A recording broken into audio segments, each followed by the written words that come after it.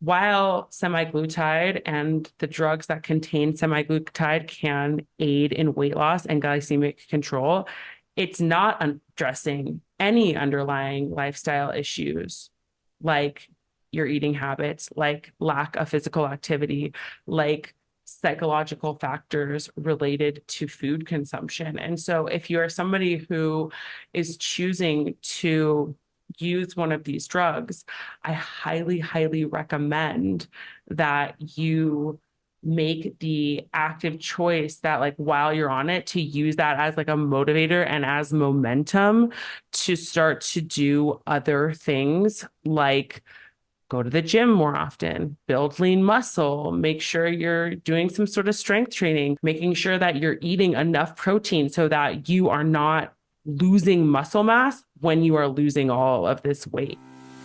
Hi, I'm Kelly Namiro. Welcome to the Balancing Chaos podcast, a lifestyle podcast where we'll talk about wellness, motherhood, and some really exciting things in between. My goal is to help you develop a lifestyle that promotes health, wholeness, and success. Through my conversations with our experts and guests, I hope to inspire you to live a beautiful, full, and joyful life as you navigate balancing the chaos. Welcome back to the Balancing Chaos podcast. I'm so happy to be with you guys back on the mic alone again for our every other week bi-weekly solo episodes. And I just have to tell you, I love so much. I probably sound like a broken record at this point, but reading through all of your guys's listener questions, and it is truly so hard for me to figure out which ones to answer. But today we're going to be covering three major topics. One is going to be semi-glutide and Ozempic and that whole class of drugs and what they are, who they're right for, what the risks and benefits are, all of that good stuff. And then we are going to chat through bioidentical hormone replacement therapy versus standard hormone replacement therapy, who that is right for, what the risks are, et cetera, et cetera. And finally, talking a little bit about postpartum self-care for a mama out there who is asking about that transition and how to make it a little bit more easeful, graceful, and actually thrive rather than just survive in the postpartum period. So let's get right into it. I want to start with the question that is all about semi-glutide. So this question comes from Heather. Heather is asking about Ozempic and drugs like it. Her question says, yes, maybe it could help, but what if we're not addressing the root cause, like binging, processed food, sugar? Are semi-glutides the same thing as Ozempic? And what are your thoughts on berberine? Because I'm seeing a lot of influencers talk about it like it's nature's Ozempic. And I think I've even probably said some stuff about berberine on my page. I love berberine. It is such an incredible herb, but let's like really start from the beginning here and talk about Ozempic, because I don't think there has ever been a drug so hot. And this is semi-glutide. Let's just like even back it up even a little bit more. Semi-glutide is a GLP-1 drug. So semaglutide is a synthetic form of GLP-1. And GLP-1 is a human peptide hormone called glucagon-like peptide 1. And there are a bunch of different drugs that fall into this classification. So Ozempic is one of them, but there's also Wegovy and Mounjaro. I've had clients who have used a bunch of different ones. And depending on the drug, they may have just semaglutide, or they may be a compounded drug with other things like tirzepatide. But let's just stick to talking about GLP-1 agonists, which is drugs that use semi-glutide as the active ingredient. And these drugs work by binding to and activating GLP-1 receptors in our body, just like the natural GLP-1 that our bodies make. We have these receptors in the first place because our bodies make GLP-1 in response to certain foods, in response to certain herbs. But the medications have a much stronger effect by like thousandfold. Semi-glutide is modified in a way that makes it resistant to degradation by our usual enzymes, which allows the synthetic version to have a more sustained effect on GLP-1 receptors than our own GLP-1. And that's not to say that our own GLP-1 can't be sufficient for weight loss or reversing insulin resistance over time, especially if you are doing the right dietary and lifestyle changes that are designed to strategically really maximize natural GLP-1 secretion, but the synthetics can and do provide a much stronger effect, obviously resulting in a much faster and more significant outcome. That's why you see people who are on these drugs losing 20 to 30 pounds, in a matter of 2 months. So GLP-1 is a peptide hormone that is produced in your gut in response to food that essentially signals, hey, you're happy, you're satisfied, you're full. If you're taking the drugs, maybe you're a little nauseous. But the natural GLP-1 that we make is usually secreted in response to a meal. And it plays a really important role in regulating your glucose levels, in your insulin secretion, and in your appetite. And so that's why a lot of people lose a ton of weight on these drugs because, again, it's like 1,000-fold of what your body is producing on its own. And so the appetite suppression is really intense. And by stimulating things like insulin, this hormone makes sure that our carbohydrates are metabolized and used for fuel instead of hanging around in your blood, creating this excessively high blood sugar. And so for some people, like who have lower levels of GLP-1 than others. There are a variety of reasons why this happens, but and some of them we're not entirely sure yet. Some of them are genetics, diet, exercise. High fat, high sugar diets decrease GLP-1 production. Exercise and weight loss increase GLP-1 production. So the rise of easily accessible, hyperpalatable processed foods, all of those things that like you hear me talking about all of the time, where I'm talking about people eating, at the McDonald's drive-through or out of a box in a package. That's how most Americans are eating most of the time. And that really skews the levels of GLP-1 for a lot of people. And it can cause, obviously, this problem with being overweight and obese, having an increased risk of insulin resistance and developing type 2 diabetes. And so I think it's really, really important to understand, have I tried to implement certain strategies with my diet and lifestyle before going to one of these medications or thinking that I should take one of these medications? And am I the right candidate for one of these medications? Am I severely insulin resistant? Is my blood sugar really high?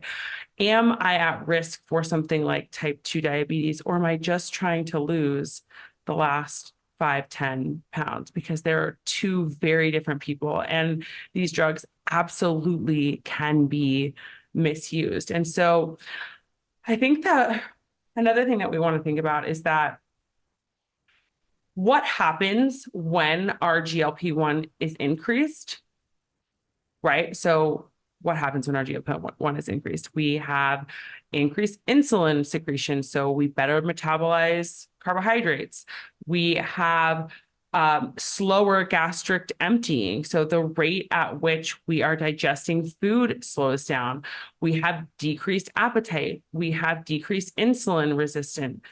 And all of these mechanisms lead to better control of your glycemic load and weight loss for a lot of people.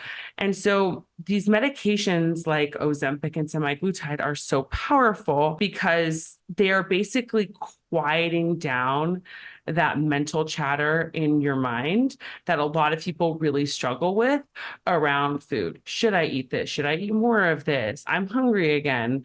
Do I need a snack? Like all of that is so quieted down, right? GLP-1 actually binds to intestinal neurons of your gut. And because of this, it can make you feel really, really full, right? Even without eating anything. I have a lot of clients who will tell me, like, I didn't have breakfast. I didn't, didn't even like think about lunch. And like finally I got to dinner time and I'm like, I'm still not that hungry.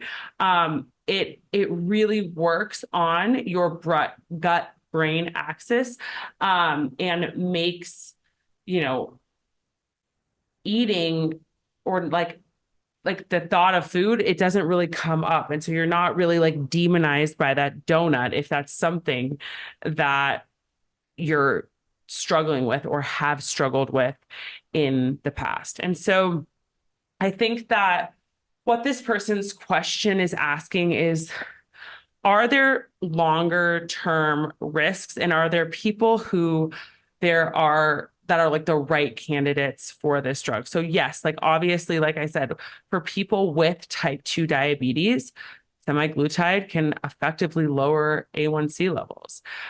There are benefits for cardiovascular health for sure when we look at GLP-1 receptor agonists and how they reduce the risk of cardiovascular events in people with type 2 diabetes. That being said, there's a lot of misuse of these drugs. I can tell you in my own practice, I've seen people use it who did not need it. And I think that people using these medications off label without medical supervision, like a lot of people will go to these like random ass like what are they called? Like those, like a clinic where you like get Botox or something, and they'll get these drugs without having lab work done, without knowing what their baseline levels are, without knowing what their blood sugar, A1C, any of these things are.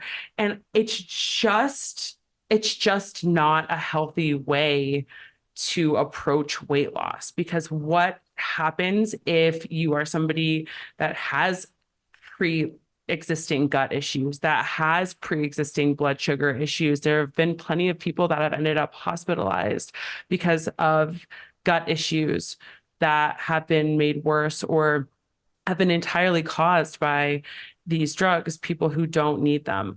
The other thing that this person in their question brought up is that while semaglutide and the drugs that contain semaglutide can aid in weight loss and glycemic control, it's not addressing any underlying lifestyle issues like your eating habits, like lack of physical activity, like psychological factors related to food consumption. And so if you're somebody who is choosing to use one of these drugs, I highly, highly recommend that you make the active choice that like while you're on it, to use that as like a motivator and as momentum to start to do other things like go to the gym more often, build lean muscle, make sure you're doing some sort of strength training, making sure that you're eating enough protein so that you are not losing muscle mass when you are losing all of this weight. You are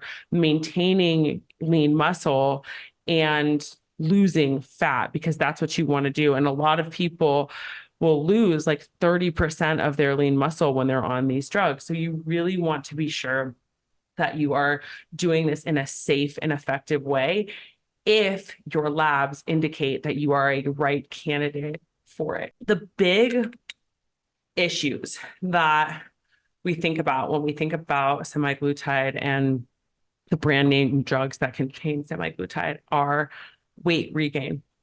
So many people have had the issue of weight regain after stopping semaglutide because maybe they return, they didn't ever really change their eating habits. And so they get off the drug, their eating habits are the same. They're eating a ton of sugar, a ton of processed food, and the metabolic conditions have not been addressed in the right way. So they regain the weight back.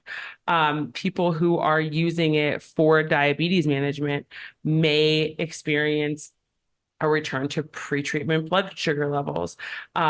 You may start to get a dependence on these medications for weight management, and that can affect your mental health. It can affect your body image. And so I think that really thinking these things through, knowing that you have a long-term plan, knowing that you probably don't want to be on a medication like this for the rest of your life. I mean, while there are some people who do, I think that not everybody does.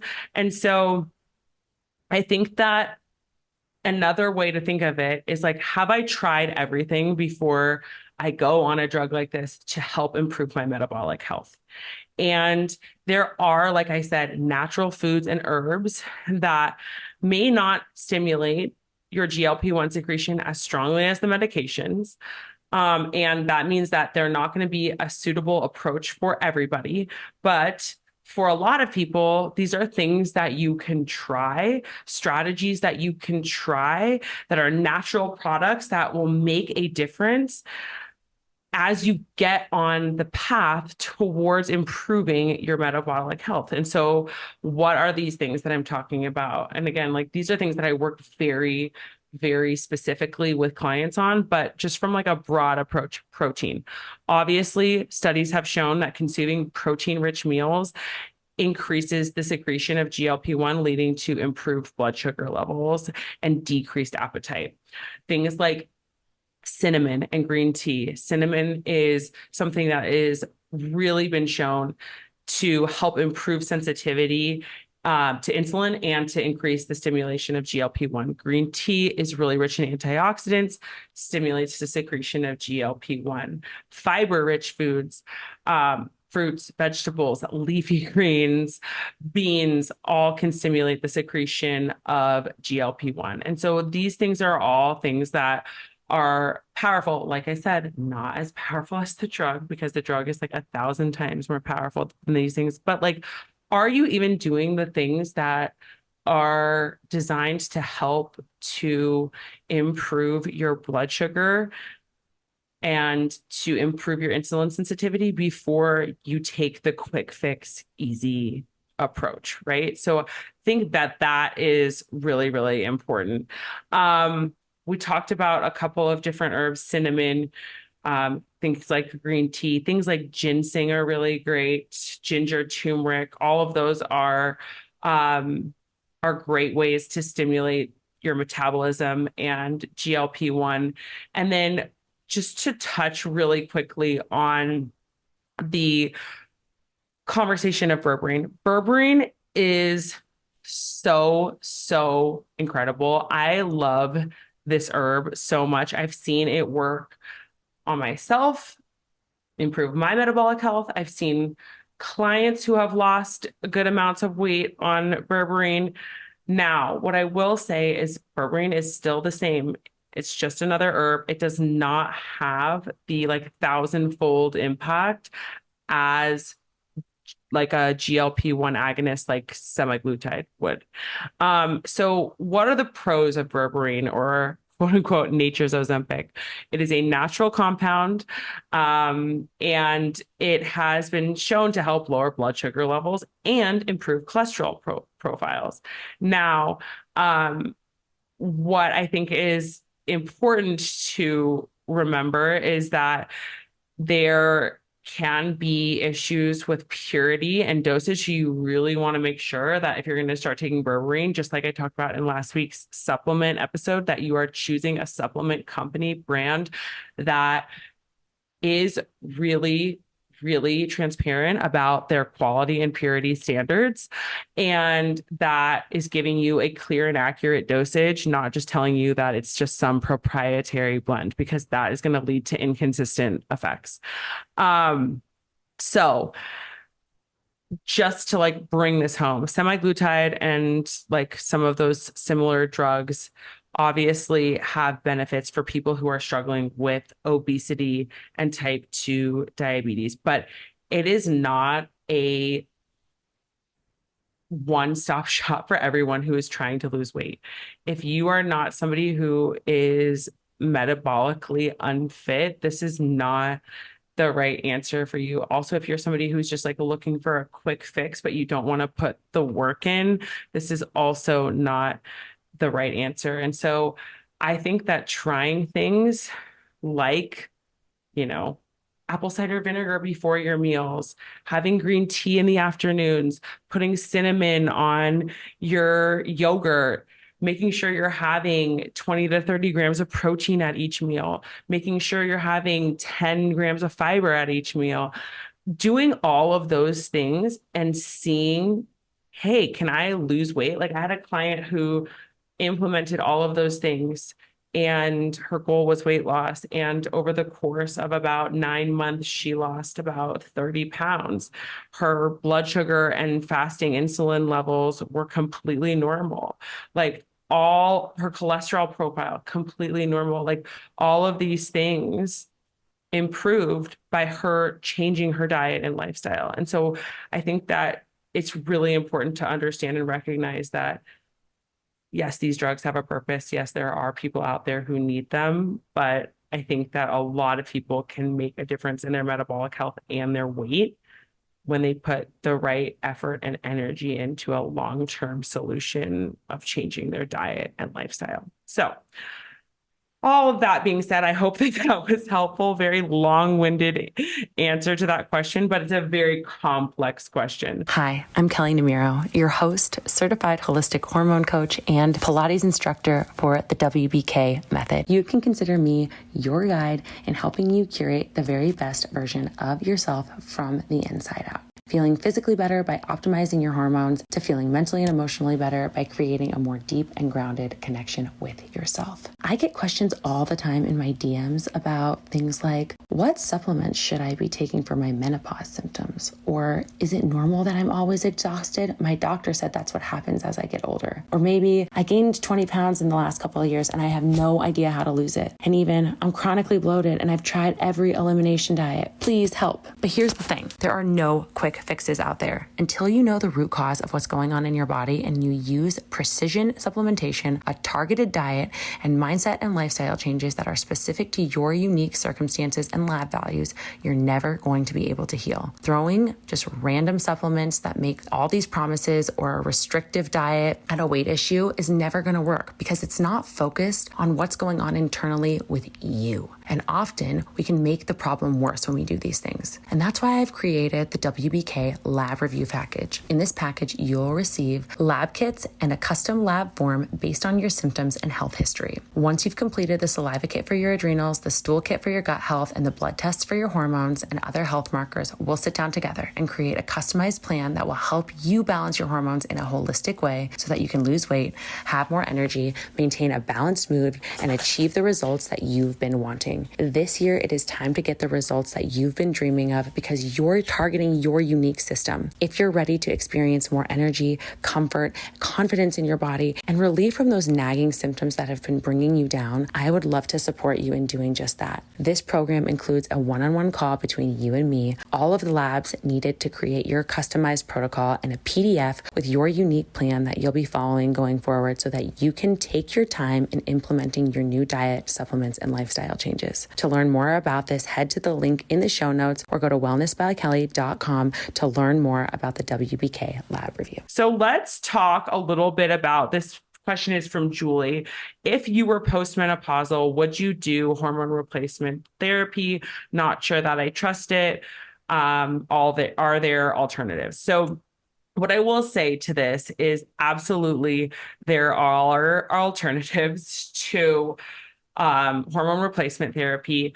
So I think we start by talking about what traditional hormone replacement therapy is, because so many women who go through menopause and are dealing with symptoms that are not fun, symptoms like hot flashes and night sweats and insomnia and anxiety and weight gain. Like there are so many symptoms that are just really uncomfortable for a lot of women who are going through menopause because as we move through menopause in our modern society, we also are dealing with a lot more stress than we ever were, let's say 100 years ago. And so that tends to make the symptoms of menopause worse. And so women want a solution. Women want to have something that's going to help at least mitigate their symptoms a little bit, which I completely understand. And so I think that we really have to consider the fact that when we think about hormone replacement therapy, it is a medical treatment that is looking to replace the loss of sex hormones during menopause with these like smaller amounts of hormones. And typically, when women are going to see their doctor and they're getting hormone replacement therapy, like I've had so many female clients who are menopausal come to me and they're on synthetic estrogen and nothing to balance it out. And so, like, that is actually probably going to make your symptoms worse. And we definitely don't want you, at least in my opinion, on synthetic estrogen and progestin to replace the hormones that your body is no longer making. And I use air quotes when I say replace because your body's not making synthetic estrogen and progestin. Your body is making estrogen and progesterone. And so while every woman has a very personal choice to make when we think about hormone replacement therapy, I personally am not a fan of the traditional hormone replacement therapy in the way that it goes, because there are a lot of serious side effects that can happen with this traditional synthetic hormone replacement therapy, including cancer. That's a really big one that we should absolutely be talking about. Blood clots, stroke, heart attack, all of the risk for all of those things. Absolutely. Like starts to go up when you're taking synthetic hormones. And I feel the way about traditional hormone replacement therapy that I do about the birth control with the pill. Now, a lot of doctors, especially if you're not going to a functional medicine doctor or a naturopathic doctor, are not talking to you about bioidentical hormone replacement therapy. This is a much better practice of hormone replacement. This is, in my opinion, if I was going to, I don't know what my body's going to feel like postmenopausal. I don't know what symptoms I'm going to have. I don't know how intense those symptoms are going to be. So I can't answer you in terms of what I would do because it's very dependent on like how my body is feeling. I know for me, I would start with what's going on in my lifestyle. How is my stress? How is my diet? I don't drink alcohol now, but if I was drinking alcohol at that point, is that a practice that I can stop? Because all of those things impact how you're feeling in menopause. So I think that coming back to starting, just like starting with your metabolic health when it comes to like your diet and what you're eating and what supplements you're taking versus starting with semi-glutide, like I would start with just like with this hormone replacement therapy conversation. I know for me, I would personally start with what's going on with how I'm living my life. And are there changes that I can make? Are there things that I can try before I jump to even bioidentical hormone replacement therapy? And then from there, once I had tried, changing my diet, I think that understanding that unlike synthetic hormones, bioidentical hormones are chemically identical to the hormones that you once produced when you were a cycling woman. They are exactly the same, and they're used to replace what you've lost to help mitigate your symptoms of hormone deficiency. So to help with your libido, to help with moisture loss in your skin, to help with your metabolism and all of those things. So the estrogen or estradiol is there And then you're balancing that out with bioidentical progesterone. And so if you're somebody who is having this conversation with your doctor, I definitely recommend that you have the conversation around the fact that one, bioidentical hormone replacement therapy is going to give you more satisfaction with how you're mitigating symptoms. And also, it's going to decrease the side effects that I was mentioning, things like your increased risk for heart attack, stroke, cancer, etc. And so thinking about bioidentical hormone replacement therapy as an option, I think is really important. And if your doctor's like, what's that? Like, I can't give you compounded estradiol and progesterone, find a new doctor, find a naturopath, find a functional medicine doctor, find somebody else. And then when you think about like, if you're not ready to go that route yet and do typically these things come in a cream, maybe in a pill. If you're not ready to go that route yet, can you increase your essential fatty acids like omega-3? Because that's going to help you to decrease your inflammation, and it is going to help so much just with symptom relief. So that's just supporting overall health. Can you support your adrenals more and potentially, you know, thereby support some of the symptoms? Because when you're super stressed out and your adrenals are not functioning properly, that's going to result in fatigue, moodiness, weight changes, low libido, cravings that are also related to menopausal symptoms. And so if you're struggling with, like I said, adrenal issues, stress, you're much more likely to experience more intense menopausal symptoms when the transition is happening. It's just an added stressor on your body. That transition, all those hormones changing is an added stressor. The adrenal glands are this backup system for hormone production. When the ovaries start to decline in function, they take over estrogen, progesterone, and testosterone. And if they're impaired and they're exhausted and you're chronically stressed, they're not going to be doing a very good job, and hormonal imbalances are going to occur even further. So you really want to look at like, how is the function of my adrenals doing? You want to increase your fiber intake. Fiber promotes digestion. It helps with satiety and fullness. It helps reduce cravings. It helps to stabilize your blood sugar. It helps to promote longer lasting energy. It also helps balance your hormones by helping eliminate any sort of excess estrogens that you have. And so adding fiber is a great way to start to change and help with menopausal symptoms. You want to support your liver. So cruciferous vegetables, Brussels sprouts, cauliflower, broccoli, cabbage, maybe taking a DIM supplement, that's diindole methane, having like things to support detoxification are going to be really helpful for healthy hormones and protective of cancers. And then having phytoestrogens in your diet. Phytoestrogens are dietary sources of estrogen. So xenoestrogens are bad. They are like not great for you.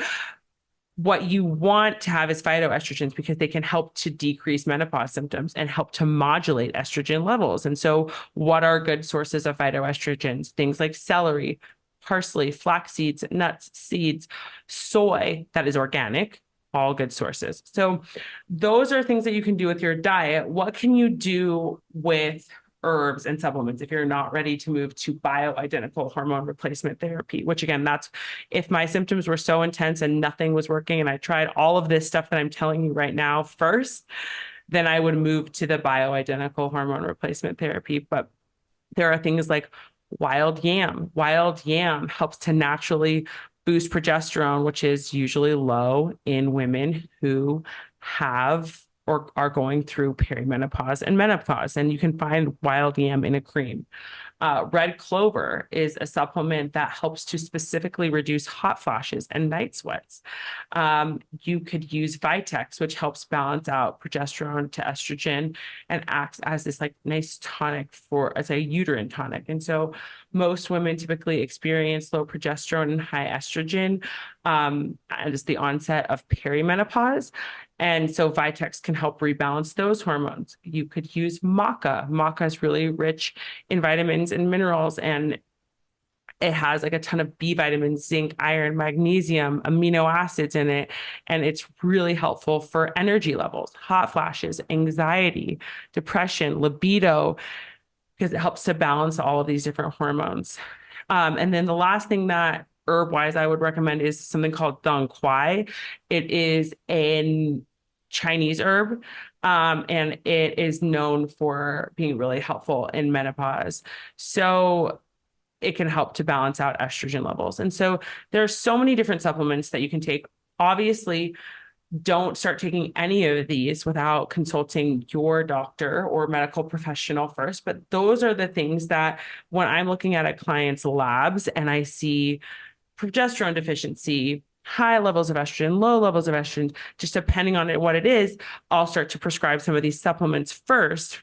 And then we would move to them talking to a doctor about bioidentical hormone replacement therapy. So I hope that that is helpful.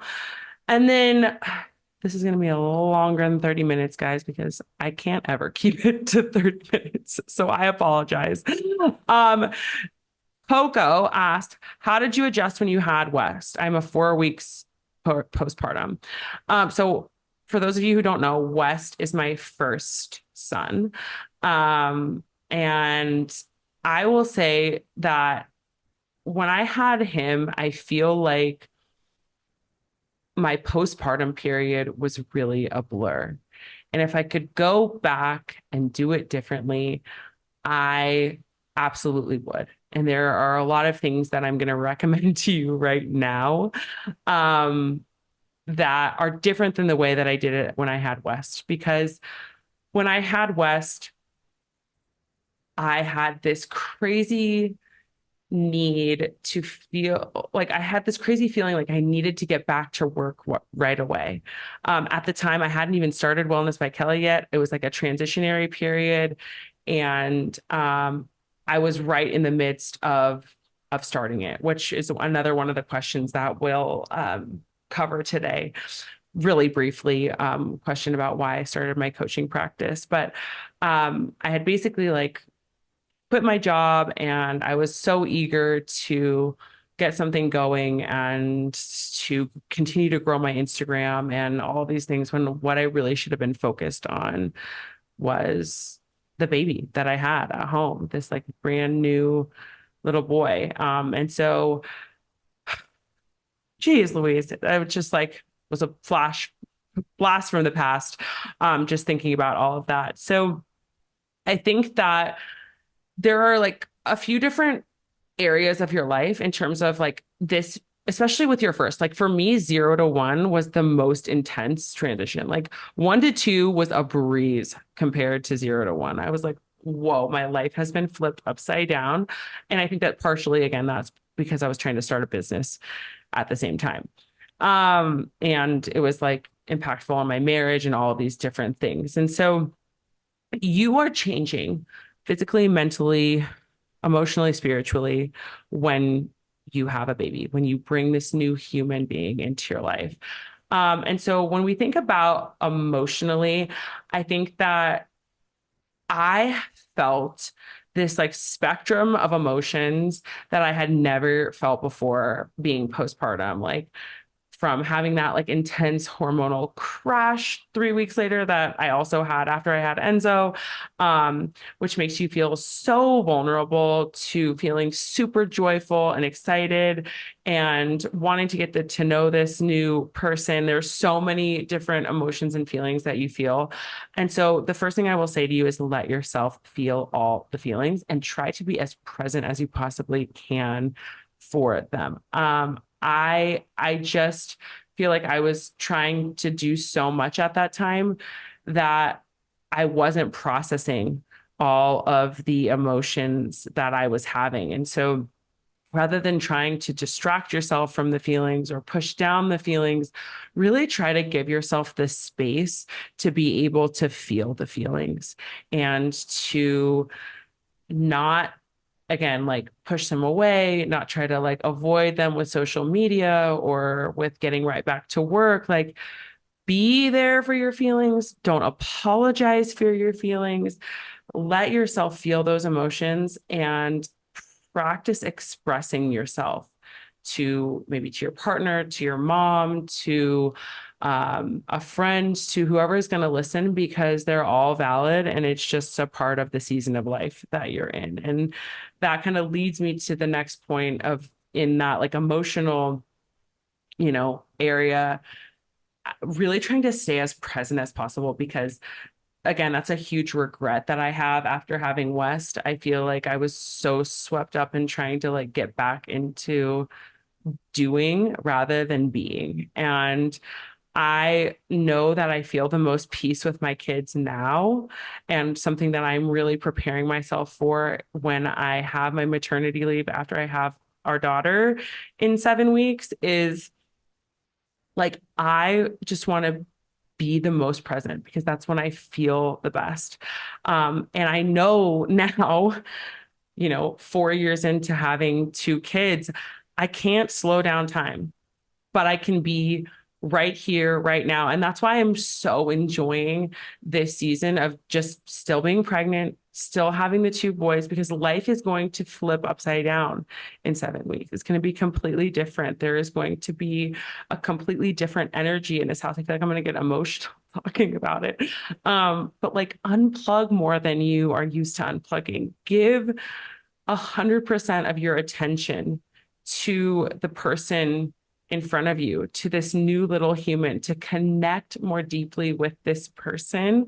Because not only is that going to improve the connection that you have with your baby, but it's going to improve the connections that you have with other people too. And just allow this to be a slow time because it's not going to last forever.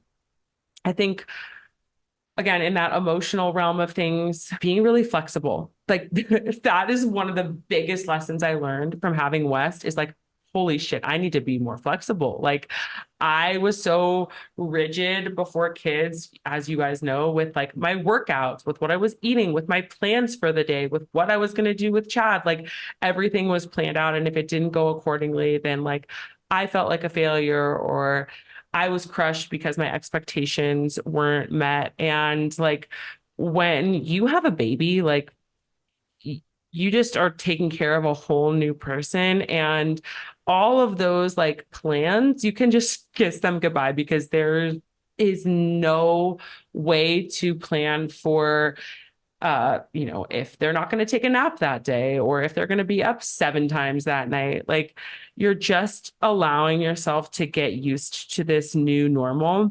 And so that comes back to the whole idea of like slowing down and allowing for more time to and space to see what's going to happen and probably having more boundaries and just going with the flow a little bit more. And so I think that when you give yourself the permission to be more flexible and you have the intention of being more flexible, especially if you're a type A personality like I was going into motherhood, the whole transition is a whole lot more easeful. And then I think that, again, if you're a perfectionist or a type A person like I am, ask for help. Ask for help from the people that you love more. I always felt like I didn't deserve help or I wasn't allowed to ask for help, that in order to prove myself, I needed to do it all on my own. And to be honest, it feels so much better to mother and to raise children with other people in community. So ask people to help you make food, ask people to help you watch the baby, ask people to run an errand for you, ask people for what they would do in this situation if you don't know what to do. I think it's all okay and valid and important. And then when you think about kind of like transitioning into that like physical um transition, like, transitionary time, because that's a huge part of what the postpartum period is. I think that for a lot of women, we can feel really like neglected, not seen, not necessarily thrilled. I know that like for me, and this is so controversial and people are going to come for me when I say this, but like for me, the postpartum period and like breastfeeding, oh my God, like that was to me the worst part of motherhood. Not because like I didn't like the act of like or like the connection that came along with breastfeeding, but I hated the fact that my body didn't feel like mine. And I felt like until I was done breastfeeding, my body didn't feel like mine. And so there's a lot of uncomfortable pieces of this whole transition to where your body isn't, it's never going to be like the way that it was before. To be totally honest with you, your body will never be the same as it was before having babies. That's just a fact. Nor should it be. You just grew a human being. But with all of that said, I think that honoring your body and respecting your body, even if you don't necessarily love where it's at yet, is such an important piece of this puzzle. And so, really taking the time to listen to your body, to tune in. Like, after I had West and after I had Enzo, like, yeah, 6 weeks postpartum, did I feel like fine and like I could, was quote unquote cleared for exercise? Sure. But did I want to go and like do some intense workout? No. And so I had to continue to listen to my body because there was all this interrupted sleep. I was breastfeeding. All of those things take a ton of energy. And so I really wanted to focus on fueling my body, nourishing my body. Again, even if I wasn't necessarily like 100% happy with the way that my body looked 3, 4 months into being postpartum, I still wanted to respect it. I still wanted to nourish it. I still wanted to give it what it was asking for and what it needed because my body just grew a freaking human being. And I'm so grateful for all of the things that my body was just capable of doing. And so I think that, again, to give like a few tips, really looking at your body's needs and again, supporting those needs through really loving and respectful choices. So rather than thinking about, I'm going to get my body back, I thought about it from the perspective of how can I meet my body's needs in everything that I'm asking it to do for me right now, to feed another human, to wake up 4 times in the middle of the night, to then go to work the next day. Like all of those things were really important. And so I really hunkered down on like what my values were at the time, what was important, what my priorities were. Those things were having enough energy to do all the things I wanted to do. So I had to fuel my body to be able to do that. And presence, like what's going to make me show up as the most present version of myself. And so you need that physical energy. That means you need to nourish yourself. You need to put foods into your diet that are going to give you the energy to be able to be capable of the things that you want to do. And so are, donuts and sugar and alcohol, if you're pumping and dumping, going to make you feel great? Probably not. What are the things that are going to fuel you?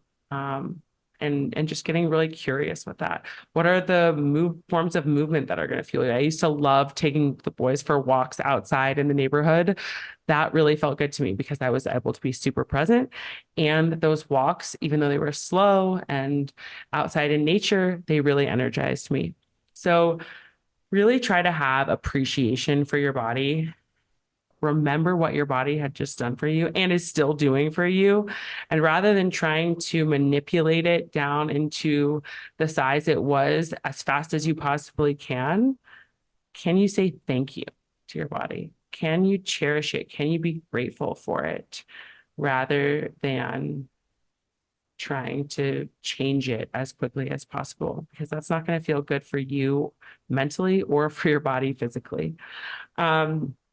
I think we live in this society that like really tries to push this like post baby body. And like if you are not able to get back to your normal self in like 6 weeks, then you're a failure. And I think that that is just a bunch of complete and total garbage.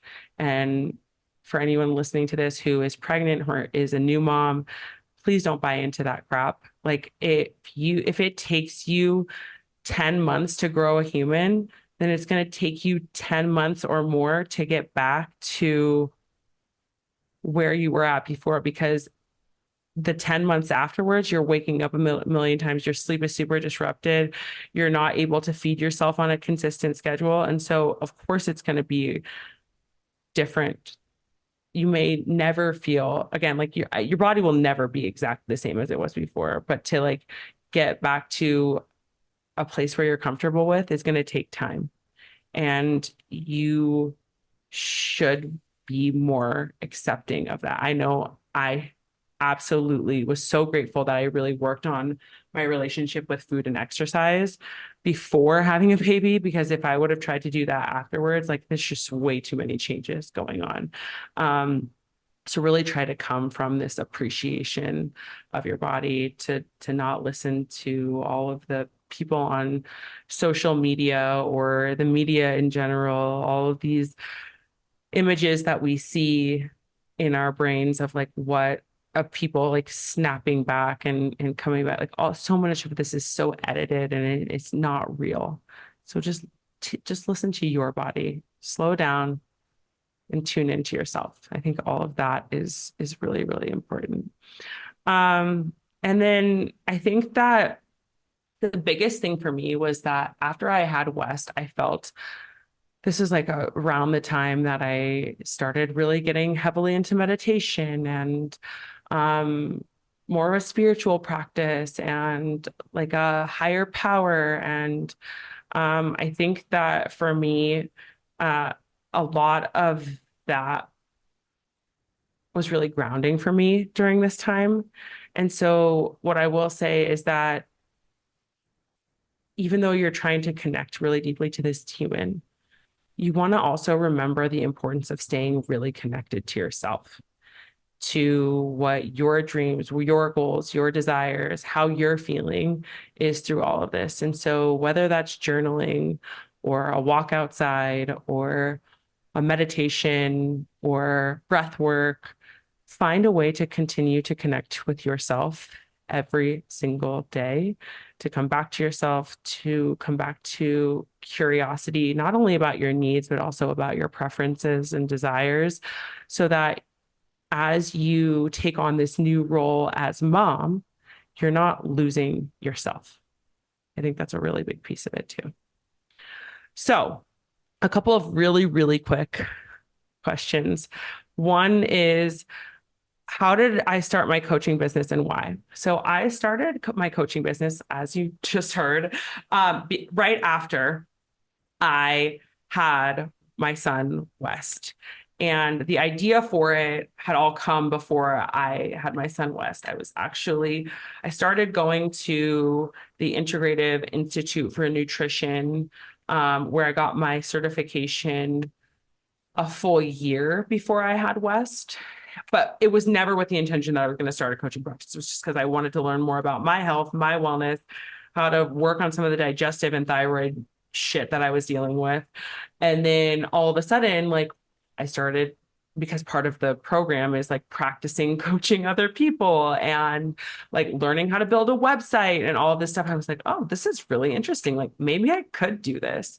And so the first piece of it was, I was like, at that time in my life, I love my family. I love my family's business. I think what they do is amazing. I was working for my family's business. I had gone to graduate school for business, finance, and marketing.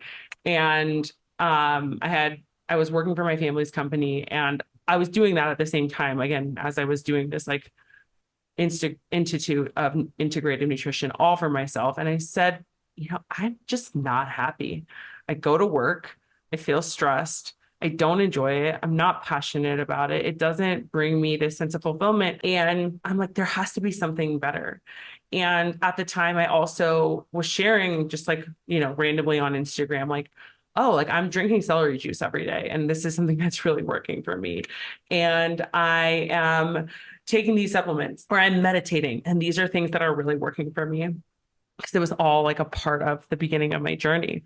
And people were really responding to that. And so I was like, maybe I could do this. And I absolutely had imposter syndrome at first. And my membership was the first piece of the business that I launched because I was like, if I want to start, maybe I want to start not being one-on-one with people. And I want to start by offering like the workouts that I'm doing because they're way less intense than the workouts I was doing, 2 years ago, where I was doing like really intense HIIT and I couldn't lose 1 pound. I was actually gaining weight. My digestion was horrible. And like all of a sudden I started doing these low impact workouts and I started losing weight. Maybe I want to share the meditations that I've been doing because I feel much more calm. My cortisol levels are actually lower. Maybe I want to share some of the recipes that I've been eating, like the celery juice or some of the meals that I was eating because they have helped me, like I said, improve my digestion, improve my blood sugar, improve my thyroid levels. And so I started sharing all of that stuff through the membership. And then I gained more confidence in it all. And I was like, okay, I can start maybe coaching people one-on-one. And what I found was that it brought me so much joy. Like seeing people get their actual real results, improved blood markers, weight loss, more energy, like finally getting rid of the hair loss that they've been struggling with for years.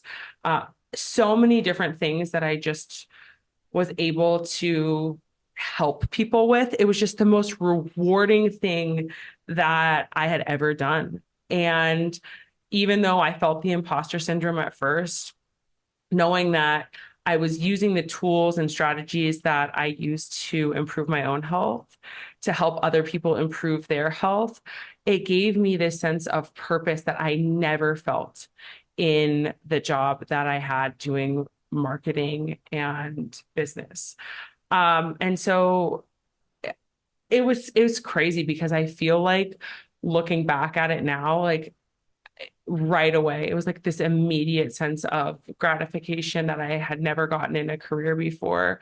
The level of excitement. And so while again, I look back and I wish I would have taken more of a maternity leave after I had West, I also feel like the excitement and the level of purpose and the level of um like help that I felt like I was giving people was just so profound and unlike anything I had ever felt before. It that I wasn't able to stop it. It was like this snowball that I was just like so motivated and fueled by once I started understanding that I was actually helping people and seeing people get results. And so, yeah, I think our purpose in life, all of us having a sense of purpose is so important. I've talked about this so many times, so important to our health, so important to our well-being, so important to us like feeling like we can put our head on the pillow at night and like want to make good choices in other areas of our life. So like for example, like when I was in my past job, I would come home every night and drink a half a bottle of wine and eat a bag of chips because like I was so stressed and like I didn't feel like I had a purpose and I was trying to fill this void. And when I started to feel like I was helping people and making a difference, and like so many of my lifestyle habits changed. Like I started I was definitely not emotionally eating like I was. I was definitely not using food as a coping mechanism like I was when I didn't like my job. And so purpose bleeds into all of these other areas of our life. And it's so important. So if you feel like that's something you're struggling with, I highly recommend starting to explore the things that you're passionate about and getting really curious with yourself about the things that you enjoy and how you could potentially use those things that you enjoy as a way to make a difference or help other people or impact the world in a more profound way. Because when I did that, it changed all of the other aspects. My relationship with my husband, my relationship with food, my relationship with stress, my relationship with movement, everything changed when I felt like I had more of a purpose. And then the last question I'm going to answer today is about my bee tattoos. What is the significance of your bee tattoo? So I have 2 bees tattooed on the back of my neck.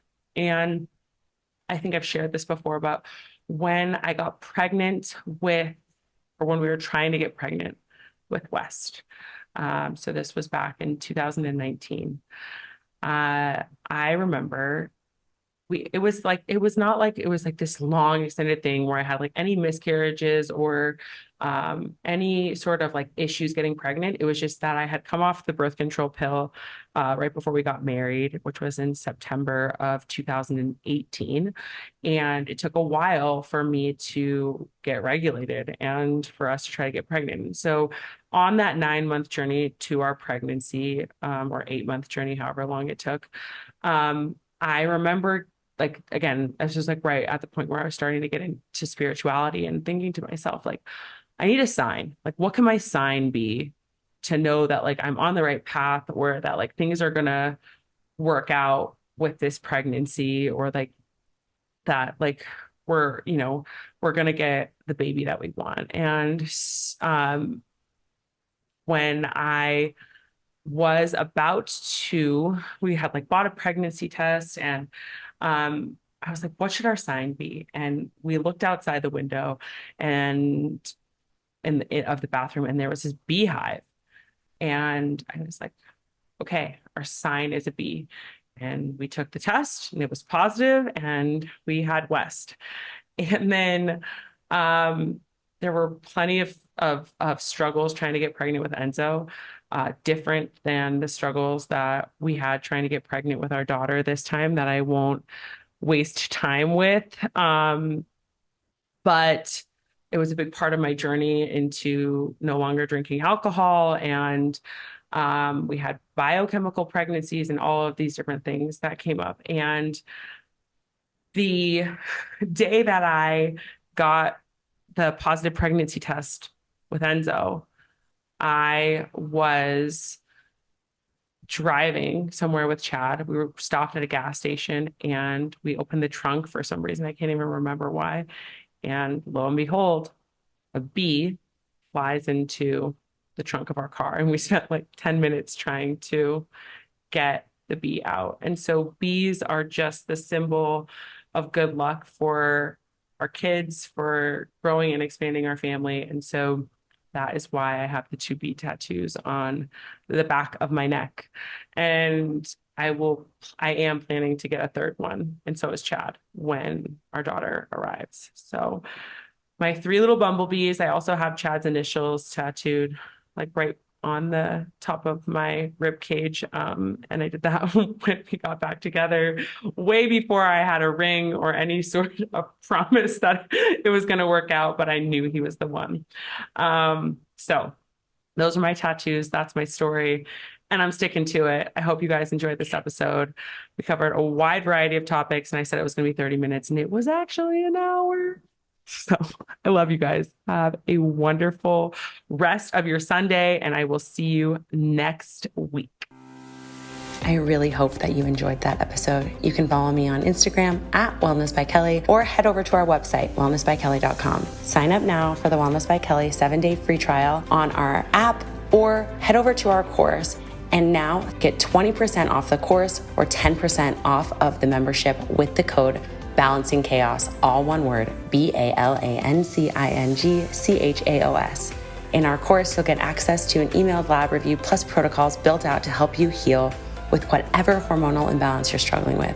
With our membership, you'll receive a library of content with our app with low impact workouts, blood sugar balancing recipes, and mindfulness meditations, all designed to help you balance your hormones and help you feel like you are living your most beautiful, joyful, and vital life.